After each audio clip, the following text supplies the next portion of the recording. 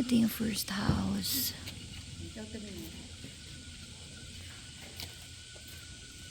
Ito yung community. So, may another parking siya dito, pang big car naman. Tapos may garden dito.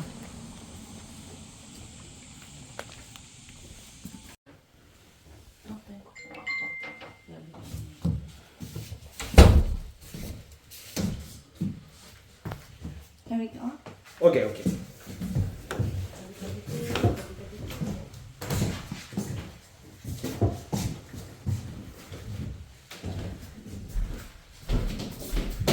Ito yung sampayan niya sa likod. Ang laki. Ito yung CR.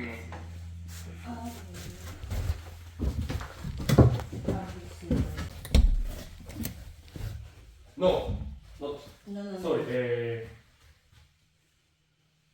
Septic tank. Yeah. For the second house. So, this is the second house. Yan, medyo mainit po.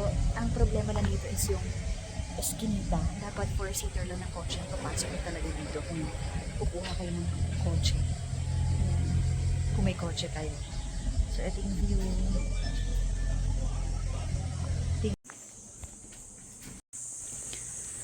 Ito yung community. Parking. Parang bungalow lang siya.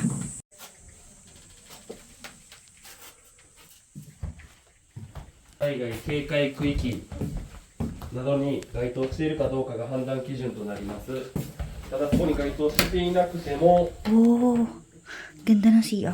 土砂災害の危険性があったりする場合もあります。 Ay, ang ganda rin ng luwag ng paliguan. もし該当している場合 Ang は、 ganda rin ng kitchen. 事前にお伝えいたします。 May TV na tsaka may table na kasama. 調べ室をお伝えいたします。 Ito yung salas. Very Japanese style.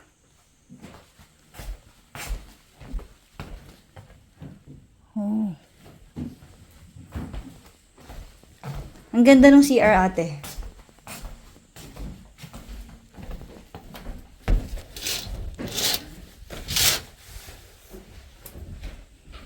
Walang ilaw.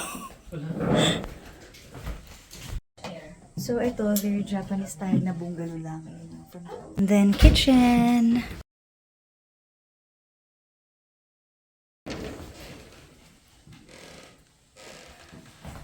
And then, from here, meron pang mini room. Ah, family sila. So, from here, ito yung right side na hallway na kapag binuksan, may storage. And then, ito yung view sa labas. Ayan. Pag binuksan mo yung sliding. Ayan. Dito, buksan mo din. May view din. Tapos ito, mini room with aircon.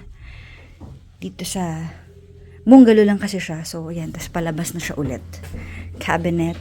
And then palabas na. おはようございます。佐藤です。 Ayan. Ayan, cute.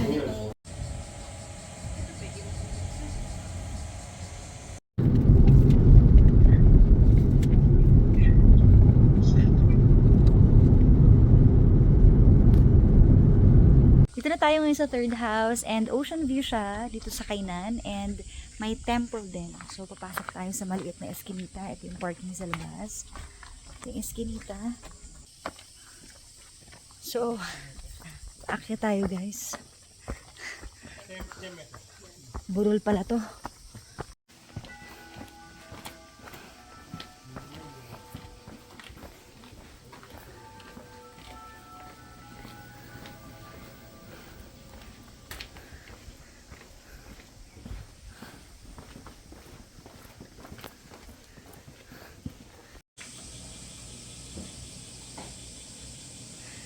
So, ito yung house, finally. Mukhang malaki siya. Ito yung community. Medyo makikipot lang yung mga daan. なんか塩枠のとこ止めたんですよ。 Ang ganda ng door niya. Pagpasok mo, ang ganda. やばいやっとだ。 Oh, may bago yung mga floors. Ganda. So, dito sa right side, uy, mga storage. And then, Dito sa left. Oh. Ito siya.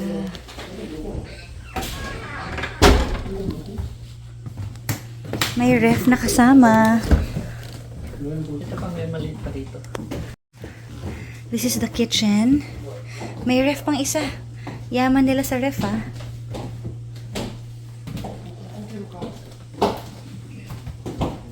Oh, cute. Wow, cute.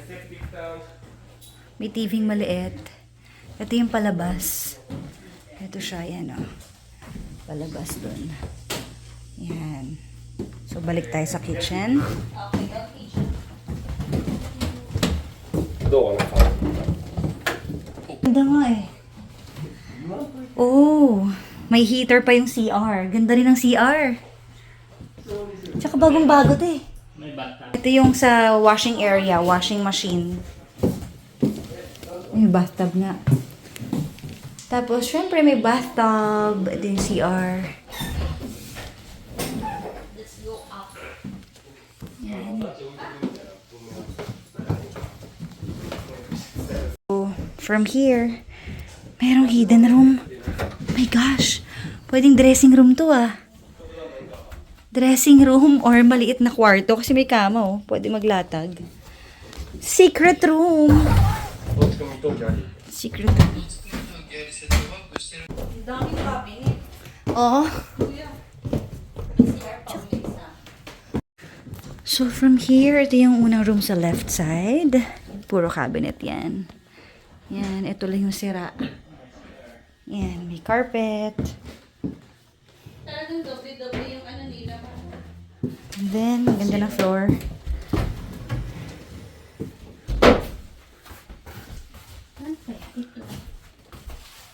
Next room. Mga cabinet din. Storage. And CR ulit. Okay, so andito tayo ngayon sa Osaka. Hinatid natin yung ating friend. Ayaw nila magpakilala. So, friend from the Philippines. And mag-asawa sila. At kasama natin din ang ating driver for today. Nag-drive for us. Hinatid namin sila ate dito sa Osaka kasi dito sila naka-check-in. Ano? Driver for the week. For the week pala. So, hinatid namin sila dito kasi dito sila naka-check-in. And hindi sila nag-purchase ng property kanina kasi nag-iisip pa sila. Kasi meron pa silang isang property na pinagpipilian na hindi namin napuntahan. Ay, meron isang property kanina na under negotiation with other client daw. Kaya, dito kasi hindi porket ikaw yung nag-down, ikaw yung papaboran. Dito kung sino yung unang kausap, yun yung importante. So, no? Kahit na may pera kang dala. oo, wala silang pakialam sa ganun. Basta kung sino yung nakausap, may una nakausap para dun sa bahay na yun. Kaya hinihintay nila na mag-back out. So by Monday, kung mag-back out, yun ang bibilihin nila. So kung hindi naman, yung isang bahay. So magkikita-kita ulit kami ng Monday, waiting and deciding pa rin sila. So right now, habang andito kami sa Osaka, mag-explore na muna kami kung saan kami napapadpad. Ano Philippine flag? Ayun na, Philippine flag. Drink all you can. Free singing. Karaoke yan. At may mga Pinoy Pinoy yan eh. dyan. Kabayan! So, ayan, ibang-iba ang vibe dito. Very city, very madaming tao, di ba? Yan. So, kung mapapansin nyo, madali lang pumunta talaga dito kasi kami nga nakapunta from Wakayama to Osaka, 1 hour lang. At kung gusto na yung mag-Kyoto, pwede rin, 1 hour lang din. So, pag nainip kayo sa Wakayama, punta lang kayo ng Osaka. Explore lang kayo dito, Kung di nasa ba? Osaka na, 1 hour na lang din ng Kobe. O, Kobe, pwede rin puntahan. So, okay din naman talaga. So, maglilibot-libot muna kami, guys. And, after ng video na to, siguro ang next nito, yung purchase offer na. So, ang nakakatawa, balik na daw kami ng Wakayama, hindi pa kami nakakaikot. Eh, may sale, oh. Yung mga ano. Oh, di ba? Yun ang hilig namin eh. Mga sale, mga Second Street. Parang lahat naman ng Pinoy yun. Oo. Yung hilig. Oo. So, eto, pag alagala lang kami dito, nag-uusap kami, sabi ko, yung friend ko kanina na na mag-asawa, na gusto bumili ng bahay, very kalmado sila. Pag sinabi, Daddy, okay na sa'yo to? Sige, okay na yan. Sabi ko, Alam mo, may kwento yun. Dapat, may tawag ka na sa kanila. Gawa Gawa tayo ng tawag? tawag. Yung Akia Dreamer ko kanina. Yung Akia Dreamer natin kanina. Oo, yung dreamer ko Oh, sige, kanina. sige. Oh, Ayun, sige. Para hindi mo friend na ano. Mamaya i-deny ka naman. Hindi mo friend yan, si Gandang Kara. Ay, friend ko na sila. Nilibre pa nga tayo ng ano eh. Oo, mahal ka na kinain ko. Dinner. Di ba? Tapos ano, sabi ko, ang kalmado nila, hindi sila nag-aaway. Sabi ko, kasi ang sikreto, yung lalaki, sunod na lang sunod sa babae. Kapag talagang yung lalaki, mahal na mahal yung babae at pinagbibigyan lagi yung babae. Alam mo yun, less yung away, hindi yung kukontrahin mo ng kukontrahin. Actually, hindi mo panikwento yan. Pinaparinig mo yan sa akin. Hindi. Eh, hindi ko ba na ano kanina, napansin kung gano'n sila kakalmado? Kaya nga, hindi mo nga ito kinikwento Di sa ba? akin. Kinikwento ko sa'yo. Hindi, pinaparinig mo sa akin yan. Hindi, kinikwento ko sa'yo. Okay. Pero ano masasabi mo sa kanila? Okay. Ang bait nila, di ba? Hmm. Talagang tahimik lang yung lalaki, hindi siya sumasagot eh. Pag sinabing, oh ito na, oh sige, kung ano-ano, ganon. Hmm. Ganon na siya ng ganon. Dapat ba ganun? Oo, doon tayo. Bilisan mo. Diretso ha? Ayos ah. Yun lang. So, ano ba dapat? Wala, parang wag ka nang ano, kukontra, tsaka wag kang magagalit. Kasi dapat pag nagalit ka, parang mong sinisalaban yung apoy eh. Sa apoy ka? Tahimik yung ano eh, nananahimik tapos biglang aapoyin mo. Sa apoy ka nga. Diba? Pag nagalit ka, wag ka na magsalita. So, ikaw Huminga ka lang, na lang. ikaw lang ang kailangan magalit? Kita mo, may nag-away sila? Hindi. Kasi hindi nagagalit yung lalaki, kalmado. So dapat lagi kang kalmado. Kalmado naman ako. Hindi ka kalmado. Kalmado ako. Pag naiinis yan, hindi ka kalmado. Hindi, kalmado ako. Mhm. May mga kinaiinis lang ako, may mga pet peeve Okay, lang ako. kahit pa. Siya nga walang pet peeve eh. Paano mo Oo, alam? wala na oo eh. Paano mo alam?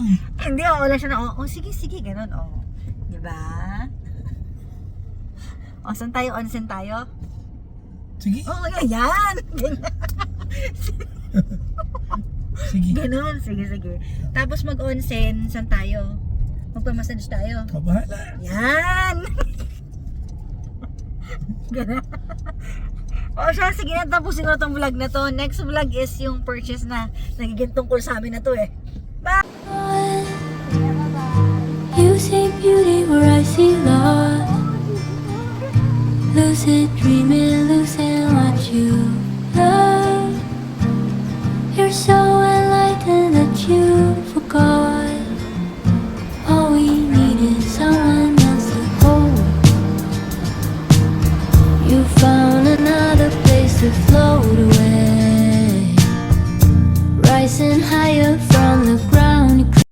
Okay guys, andito na tayo. So ito yung continuity ng ating vlog kung saan sinamahan natin sina ate at kuya na bawal sabihin yung pangalan na mababait na mag-asawa na maghanap ng bahay dito sa Wakayama. So right now nakapag-decide na sila. Finally, yung first house, yun yung napili nila. And actually ako na nakita ko yun din yung gusto ko para sa kanila eh. And yung second house naman kasi very Japanese style, gusto rin nila kaso under negotiation na sa iba. So, dito kasi ganun yun eh. Kapag na-negotiate mo na sa iba or may kausap ka ng iba, hindi sa kanila issue kung sino yung unang magbabayad or what. Basta kung sino yung unang kausap nila, i-honor nila yon, parang ganun. So, hindi masyadong mai-recommend yung second house na yun. Yung third naman, nag-decide daw yesterday lang na ayaw ibenta sa foreigner. Yun yung ocean view. Ang ganda pa naman ng bahay na yun kaso ayaw. So, parang ito talaga yung para sa kanila. Maybe, ganun siguro talaga. So, baka ito talaga yung para sa kanila. Maybe, di ba? So yan, samahan natin sila ngayon. And after this, magla-lunch na ako kasi gutom na rin ako. Okay, so we're done po. Since bawal sila makita. Bye-bye po and thank you. And yung first house yung napili niyo po, no? Oo. First house. So bakit yung first house na finally? Mas maganda siya. May mataas na location. Parang maganda yung ano niya. Neighborhood. Neighborhood along the road. Ayun. Dalawa yung parking. Dalawang Yun talaga. tatlo pa nga ang parking. Actually. So yun. Oh, yun. Yun lang. Ang bilis ng ano natin. Yeah. ng ating tour. Oo, see you in October. So, see you na lang ulit ate. Tulungan ko kayo sa ano. Sana andito ko nun para matulungan kayo sa tubig. Oo.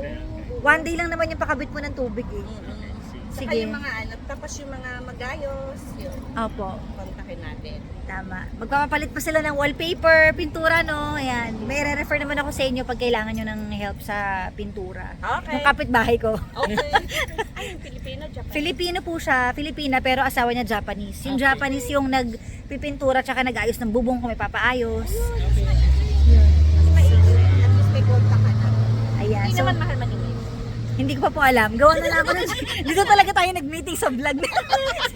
So, anyways, natapusin ko na yung video ko. Thank you so much and thank you po. Ingat kayo. Thank you guys. Okay guys, so hinatid ko na sila. Naglakad na sila pa train station. Konting kwentuhan and chika-chika. So, that's my day for today.